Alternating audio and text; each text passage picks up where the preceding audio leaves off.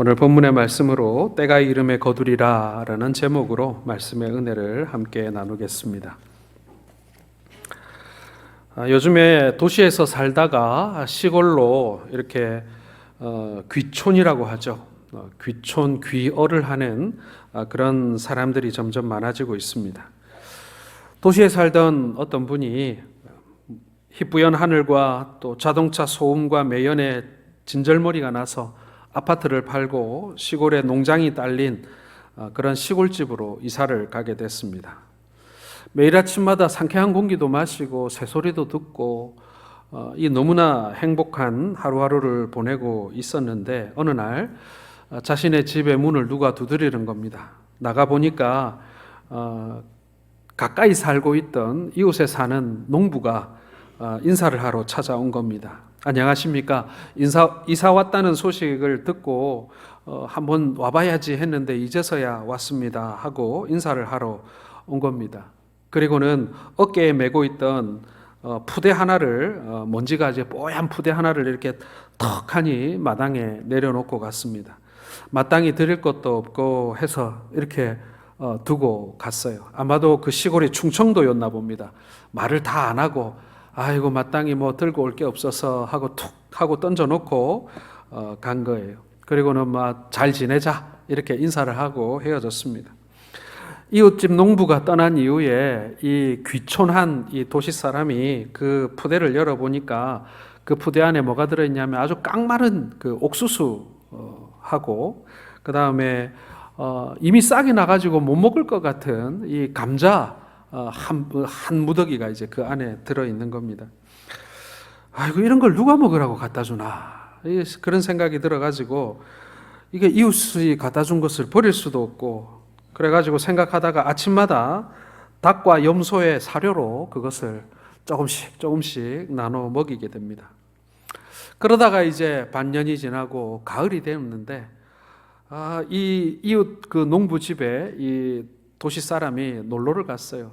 그런데 뭐 들판에는 나락이 그냥 누렇게 익어 있고요. 그 다음에 집 옆에 텃밭에는 그 옥수수가 사람 키보다 더 크고 막 옥수수가 이따만한 게 달려 있는 거예요. 그리고는 감자를 또 추수해서 또 이 그 곳간에 들여놨는데 감자가 얼마나 큰지 아주 실한 감자가 잔뜩 쌓여 있는 겁니다. 이 도시 사람이 그 농부 보고 정말 좋겠다고 너무 농장이 멋지다고 우리 집 농장에는 풀밖에 없는데 어떻게 이렇게 농사를 지을 수 있냐고 이렇게 부러워하니까 이 농부가 아니 내가 갖다 준 씨앗은 어떻게 했냐고 내가 이렇게 심어보라고 아니 도시에서 왔으니까 뭐 가지고 온 것도 없을 것 같아가지고 내가 제일 좋은 거 씨앗 중에서 제일 좋은 걸로만 내가 골라가지고 또 감자도 심어보라고 감자도 제일 좋은 거 그 다음에 옥수수도 제일 내가 진짜 씨앗으로 골라놓은 것 중에 제일 좋은 거 가져갔는데 그거 어떻게 했냐니까 다 닭 사료로 줬다고 그렇게 얘기하는 거예요. 이 농부가 얼마나 어이가 없었는지 그 귀한 것을 어떻게 그렇게 짐승한테 줘버릴 수 있냐고 그러면서 이런 말을 하게 됩니다.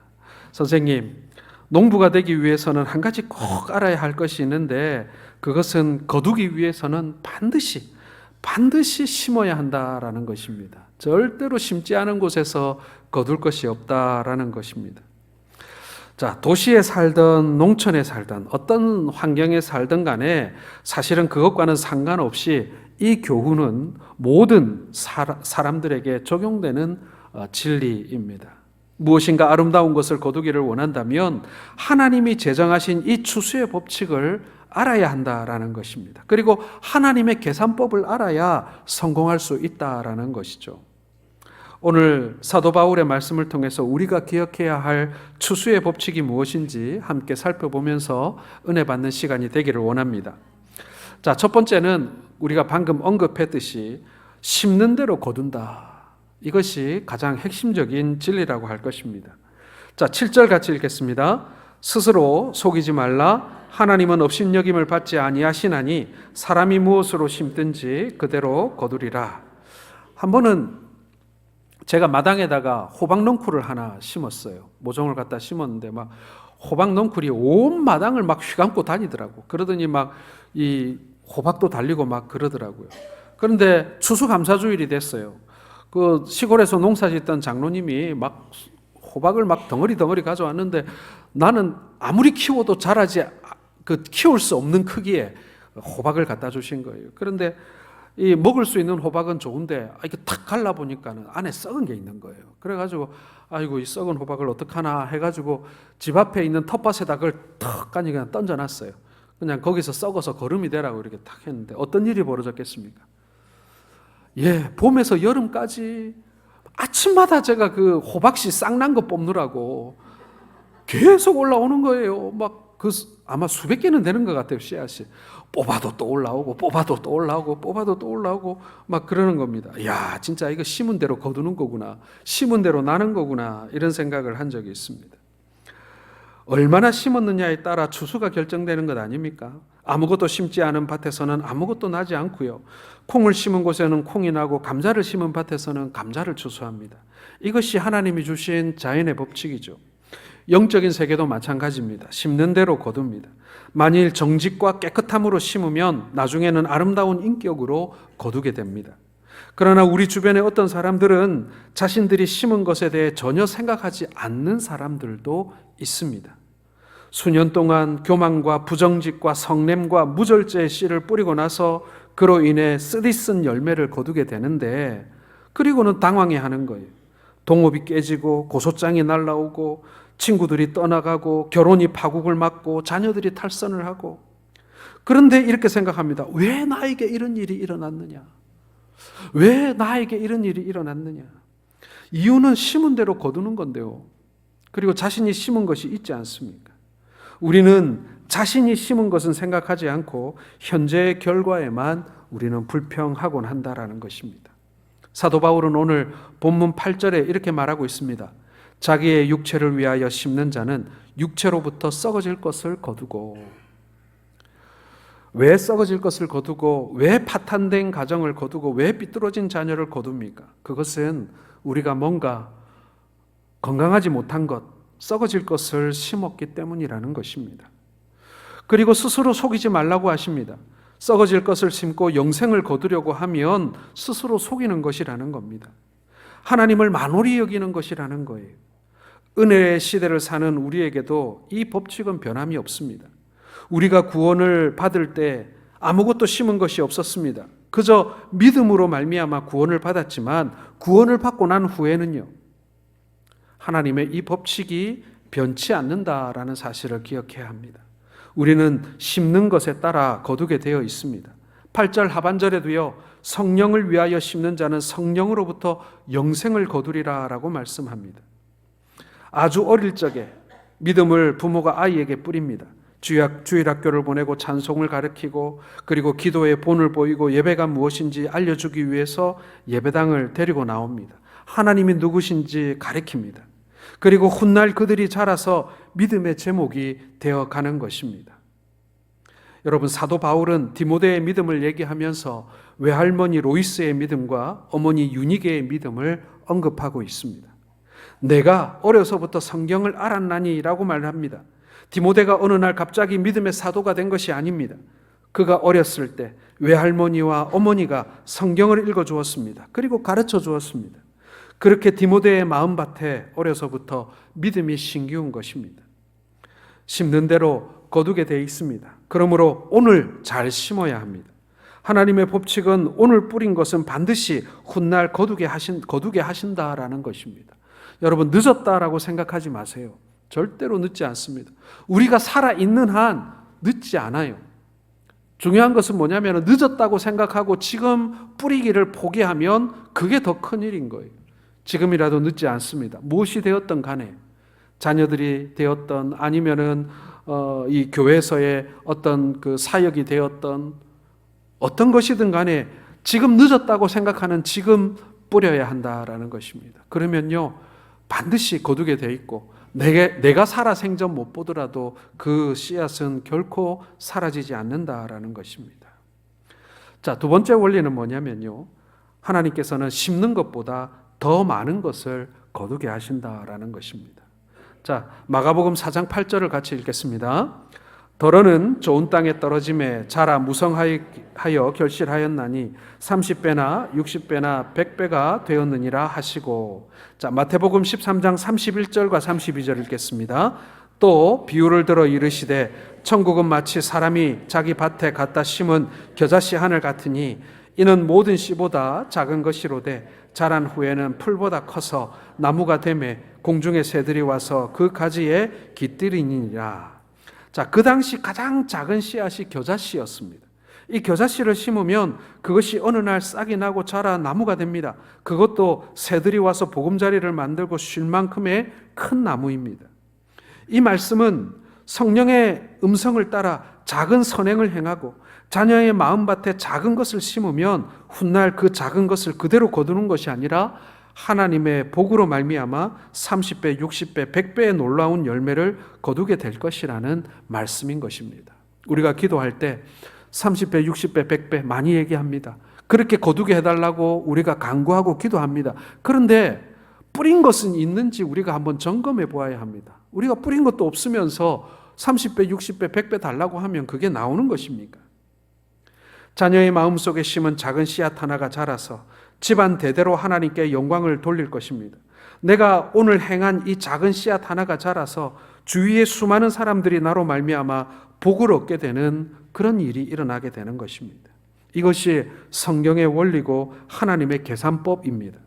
추수의 원리는 간단합니다. 심은 것 그대로 거두고 또한 심은 것보다 더 많은 것을 거둔다라는 것입니다. 여러분, 우리 교회도 마찬가지입니다. 우리가 지금 어디에 씨를 뿌리고 있는가를 한번 점검해 보아야 됩니다.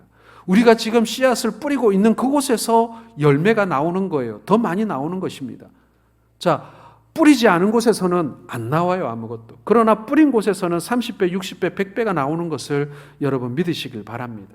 중요한 것은 지금 우리가 뿌려야 할 때 뿌리고 있는가를 우리가 점검하는 것입니다. 그래서 열매를 맺을 수 있는 것들을 지금이라도 늦지 않았습니다. 지금 뿌려야 됩니다. 저는 요즘에 상공사공에 대해서 고민을 많이 하고 있습니다. 한국 교회가 지금 제일 구멍이 크게 난 데가 어디냐면 30대, 40대가 지금 구멍이 제일 큽니다. 그리고 요즘에는 30대, 40대가 육아를 합니다. 그렇죠? 옛날에는 20대, 30대가 육아를 했다면 지금은 30대, 40대가 육아를 하는데 교회에 30대, 40대가 구멍이 크게 나니까 주일학교도 그 구멍이 그대로 나는 것입니다. 차세대가 사라지고 교회의 어린이와 청소년들이 사라지는 그런 일이 벌어지는 것은 바로 30대, 40대가 구멍이 났기 때문에 그렇습니다. 그래서 요즘에 저는 30대, 40대에 대한 공부를 굉장히 많이 하고 있습니다. 자, 우리가 그 30대, 40대가 없다고만 할 것이 아니라 그 30대, 40대를 얻기 위해서 지금 어떤 씨앗을 뿌리고 있는가를 우리 교회가 이제 점검해 봐야 될 때가 됐다. 저는 그렇게 생각을 합니다. 그래서 저는 내년 그 목회 표제를 이제 어떻게 정할까 지금 벌써부터 고민을 하는데 다른 세대가 아니라 다음 세대를 뭐 이렇게 해볼까 막 이런 고민도 합니다. 다음 세대지 다른 세대가 아니잖아요, 그렇죠? 우리가 그런 고민들을 지금 해야 할 때라는 것입니다. 그러나 여러분, 심은 곳에는 더 거둔다라는 사실을 절대로 의심하지 마시기 바랍니다. 지금이라도 늦지 않았습니다. 상공사공을 위해서 지금 우리가 씨앗을 뿌리면요, 반드시 하나님께서 갑절에 갑절을 거두게 하신다라는 것을 믿으시기를 바랍니다. 선교지도 마찬가지입니다, 여러분. 선교지에서도 우리가 씨앗을 뿌리면 뿌린 만큼 우리가 훗날 거두게 되어 있습니다. 뿌린 것도 없으면서 주십시오, 주십시오 하는 것은 말이 안 되는 것이죠. 마지막 세 번째로 여러분, 심고 기다리는 시간이 필요하다라는 것입니다. 자, 9절 같이 읽겠습니다. 우리가 선을 행하되 낙심하지 말지니 포기하지 아니하면 때가 이름에 거두리라. 자, 우리가 착한 일을 행한 후에 금방 보상받고 싶어 합니다. 그렇죠? 우리 착한 일 하나 하고 나면 누가 금방 알아보고 칭찬해 주기를 바라는 것이 우리 사람들 마음입니다. 이것은 우물가에서 숭늉을 기다리는 것 아니겠습니까? 숭늉은 밥을 하고 난 후에 물을 부어 다시 끓여야 얻을 수 있는 것인데 우물가에서 숭늉을 찾으면 그게 나오겠습니까? 어떤 사람이 몸짱을 만들기 위해서 운동을 시작했습니다. 그는 정말 죽은 힘을 다해서 일주일 동안 운동을 했습니다. 그리고는 일주일 만에 거울 앞에 딱 섰어요. 그런데 그의 몸이 그가 기대하는 만큼 변했을까요? 전혀 변하지 않았습니다. 오히려 운동을 하고 힘들다고 음식을 더 많이 먹었더니 배가 더 많이 나온 것 같아요. 저는 여러분 요즘에 어떻게 보시는지 모르겠는데 저도 제 나름대로 요즘에 전쟁을 벌이고 있습니다. 뭐냐면 요즘에 머리카락이 너무 많이 빠져요. 그래가지고 갑자기 막 탈모가 너무 빨리 진행이 돼가지고 제가 요즘에 전쟁을 하고 있습니다. 제가 나중에 60대는 몰라도 50대는 지켜야 되지 않겠나. 그래가지고 바르기도 하고 먹기도 하고 막 그러고 막 노력하고 있는데 여러분 전혀 그렇게 안 보이죠, 그렇죠? 맨날 거울 보고 약 먹은 지 하루 됐는데 약 먹은 지 3일 됐는데 뭐 의사 선생님이 그랬거든요. 3개월은 먹어야지 효과가 납니다. 분명히 그렇게 얘기했는데 이번 주는 좀 괜찮나? 이번 주는 좀 머리가 좀 나아졌나? 막 수시로 들여다보게 됩니다. 성급한 거죠. 기다려야 하는데 말입니다. 요즘 아이를 키우는 가정이라면 모두 공감하실 텐데요. 아이들이 컴퓨터 게임이나 TV에 빠져 있는 경우가 정말 많습니다. 스마트폰에 진짜 많이 빠져 있잖아요. 어느 집에 아버지가 목사님의 설교를 듣고 나서 가정예배를 드리면 아이들이 변한다고 해가지고 가정예배를 드리기 시작했습니다. 그리고 일주일 동안 가정예배를 2번 드리고 자녀들이 달라지기를 기대했는데 애들은 전혀 달라진 게 없는 거예요. 여전히 게임하고 여전히 스마트폰 붙들고 살고 있습니다. 여러분, 우리는 일주일 가정예배를 드리고 변화되기를 기대합니다. 그러나 이 세상에는 그런 마술과 같은 씨앗은 없습니다. 어떤 씨앗이라도 하룻밤 사이에 자라는 그런 씨는 없습니다. 하물며 영적인 씨앗은 어떻겠습니까? 그래서 하나님은 말씀하십니다. 우리가 선을 행하되 낙심하지 말라. 결과가 금방 나타나면 왜 낙심을 하겠습니까? 심어놓고 결과가 금방 나타나지 않으니까 낙심하는 것입니다. 그래서 하나님은 권면하시기를 우리가 분명히 낙심하는 날이 온다. 낙심할 만큼 기다려야 된다. 그렇게 말씀하고 있는 것입니다. 농부는 이 원리를 따라 인생을 살아갑니다. 그들은 봄에 씨를 심고 다른 계절에 거둡니다. 봄에 심고 다른 계절에 거두기 때문에 그 계절 사이에 여름이 존재합니다. 여름에 찾아오는 것들이 있죠. 어떤 날은 비가 오지 않습니다. 우리는 그것을 가뭄이라고 얘기하죠. 어떤 날은 비가 너무 많이 옵니다. 우리는 그것을 홍수라고 얘기합니다. 어떤 날은 바람이 너무 많이 붑니다. 우리는 그것을 태풍이라고 얘기합니다. 여름이라고 하는 이 기간에 가뭄과 홍수와 태풍을 이겨내야만 비로소 결실의 가을이 찾아오는 것 아니겠습니까? 그러므로 여러분, 농부는 씨앗을 심어놓고 인내를 가져야 합니다. 인내가 없는 농사는 있을 수 없습니다. 인내가 없는 사람은 결코 농사를 지을 수 없습니다. 믿음의 열매도 그렇습니다. 믿음의 열매를 심었습니다. 우리가 이 열매를 우리 살아 생전에 따먹을 수 있으면 얼마나 좋겠는데 이것들은 이 땅에서 따먹을 수가 없고 저 세상 가서야 거둘 수 있는 것들이 있습니다. 그럼에도 우리는 믿음을 오늘 심어야 되는 것입니다. 제가 커피나무 키우는 것을 좋아하는 것은 우리 성도들이 다 아실 겁니다. 집에도 지금 한 20개 지금 키우고 있는데 이제 적당히 자랐습니다. 교회 갖다 놓을 테니까 집에 가서 한번 키워보고자 하는 분들은 하나씩 가져가시면 좋을 것 같습니다. 목사님들이 김 목사 나도 그거 하나 줘봐 이러길래 요만큼 손가락 한 2-3마디 정도 자란 모종들을 씨앗을 틔워가지고 목사님들한테 나눠줬습니다. 그랬더니 목사님들이 다 하나같이 물어보는 거예요. 김 목사 이거 얼마나 키워야 열매가 달리노? 하길래 3년 키우시면 열매가 달립니다. 제가 그렇게 얘기했더니 다들 굉장히 난감해하는 거예요. 이거 3년이나 어떻게 키우나 뭐 그런 표정인 것 같습니다. 여러분 3년이면 진짜 빨리 나오는 거예요. 여기서 사과 농사 짓고 뭐 복숭아 농사 짓고 해보신 분들 알잖아요. 진짜 나무 하나 사다가 심어가지고 그 열매 보려면 얼마나 오래 걸립니까? 우리가 이 땅에 심은 것은 이 땅에서만 거둘 수 있으면 이 땅에서 거둘 수 있으면 얼마나 좋겠습니까? 그래서 어떤 사람들은 이 땅에서 심으면 이 땅에서 반드시 거둔다고 가르치는 사람도 있습니다. 이 땅에서 복과 건강과 물질로 거둘 수 있다라고 그렇게 말합니다. 그래서 3중복, 4중복 이렇게 얘기합니다. 그러나 그것은 사실은 사실이 아닙니다. 저도 그랬으면 좋겠습니다. 금방 뿌린 대로 거둘 수 있었으면 좋겠어요. 그리고 그렇게 가르칠 수 있었으면 좋겠습니다. 그러면 사람들이 좀 더 많이 모이고 헌금도 좀 더 많이 하고 좀 더 많이 헌신하지 않겠습니까? 그런데 진리는 그렇지 않더라는 거예요.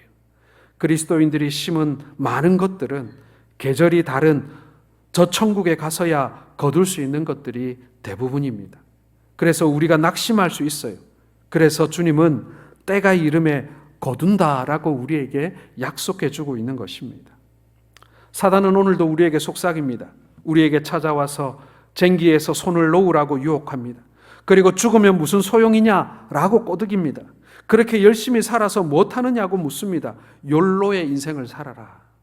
또 for me, 나만을 위한 인생을 살아라라고 얘기합니다.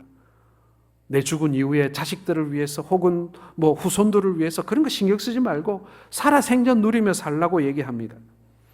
그러면서 사탄은 우리에게 성령으로 이 땅에 무언가를 심지 못하게 만드는 것입니다. 오히려 썩어질 것을 심도록 유혹합니다. 당장 열매를 거둘 수 있다고 생각하는 것들은 대부분 썩어질 것들입니다. 그러면 사탄의 유혹이 맞는 것 같습니다. 때로는 우리가 심은 씨앗이 싹도 보이지 않습니다. 내가 하나님 말씀대로 정직하게 살았는데 내게 돌아오는 것은 무엇인가? 반면에 저 사람은 남을 속이고 세상을 즐길 것 다 즐기고 사는데 잘 사는 이유가 무엇인가? 이런 생각이 듭니다. 이것은 사단의 속임수이죠. 그럴 때 오늘 주의 말씀을 들으시기를 바랍니다. 하나님이 인정하시는 열매는 때가 이름에 거두리라고 말입니다. 때가 이르면 반드시 거둘 것이라고 하나님은 약속하고 있습니다. 그런데 그 기다림의 시간이 길고, 그래서 때로는 우리가 낙심할 만한 그런 우리 인내의 한계를 맞이할 때도 있다라는 것입니다. 그러나 믿음의 삶을 살기 위해서 애쓴 이 모든 것들은 반드시 거둘 날이 올 것을 여러분 믿으시길 바랍니다. 낙심하지 않고 계속 심고 인내하면 언젠가 반드시 열매를 거둡니다. 이 땅에 기독교가 들어왔을 때 지금과 같은 수만 개의 한국교회가 세워질 것을 한국에 들어왔던, 그리고 한국에서 순교했던 수많은 선교사들이 상상이나 했겠습니까? 그런데 초기 선교사들은 인내하고 온갖 고난을 겪으면서도 낙심하지 않고 복음을 심었던 것입니다. 그리고 지금과 같은 큰 열매를 보게 된 것이죠. 제가 서울에서 사역할 때 교회가 그리 크지 않았습니다. 그래서 선교를 해도 그렇게 큰 교회에서 하듯이 그렇게 거창하게 선교를 할 수 있는 상황은 아니었습니다. 그러나 제 마음속에 그런 마음이 있었어요. 한 명이라도 좋으니까 선교지에 사람을 키워놓자, 이런 바람이 있었습니다. 그래서 제가 2명의 그 미얀마 신학생을 교회가 입양을 해서 그 친구들이 이제 신학을 시작해서 신학교를 마치고 목사가 되고 그리고 미얀마 교회를 개척하고 하는 모든 과정들을 함께 이렇게 옆에서 도왔던 그런 기억이 있습니다. 신학생 한 명을 1년 동안 보살피는 비용이 들어갑니다. 학비가 들어가야 되고 또 거기는 100% 또 1년 내내 학기 중에는 그 기숙사에 머물러야 하니까 기숙사 비용이 있습니다. 신학교에서 다 먹여주고 재워주고 해야 됩니다. 그 비용이 얼마였냐면 1년에 한 명이 75만 원이면은 학교를 다닐 수 있고 그리고 기숙사 생활을 먹고 자고 다 할 수 있는 거예요. 그래서 그 학생들을 입양해서 그들이 공부를 3년 동안 마칠 수 있도록 후원하고 목사가 되기까지 기다려 주었던, 후원해 주었던 그런 기억이 있습니다. 여러분, 이 사람을 키운다는 것은 인내를 요하는 것입니다. 그리고 당장의 결과가 보이지 않아요. 그 사람이 우리가 매달 그리고 매년 후원했다고 해서 당장 그 사람이 수백 수천의 사람들을 전도하거나 교회를 덩그러니 세우는 그런 일은 일어나지 않습니다. 이 사람의 미래를 보는 것이고 이 사람의 장래를 보는 것입니다. 그렇게 우리는 심은 대로 거두는 그 원리에 따라 사역하고 그리고 교회를 섬기게 되는 것이죠. 사랑하는 우리 성도 여러분, 우리가 선교지에 그리고 또 우리의 이웃들에게 우리가 뿌리고 그리고 또 우리가 거둘 것을 우리는 소망합니다. 그러나 그것이 세상의 원리 혹은 세상의 경제 원리를 따라서 일어나는 일은 아닙니다. 성경이 말하고 있는 원리들 많이 기다려야 되고요. 그리고 많은 헌신과 수고가 필요한 일들입니다. 우리 성동교회 우리 가족 여러분, 우리가 무엇을 하든지 선교를 하고 전도를 하고 또 우리가 다음 세대를 길러내고 하는 모든 일에 지금 씨앗을 뿌리는 일이 필요하고 그리고 반드시 거기에서 하나님께서 넉넉히 거두게 하실 것을 믿고 오늘 씨를 뿌리는 우리 모든 성도들 되시기를 주님의 이름으로 축원합니다.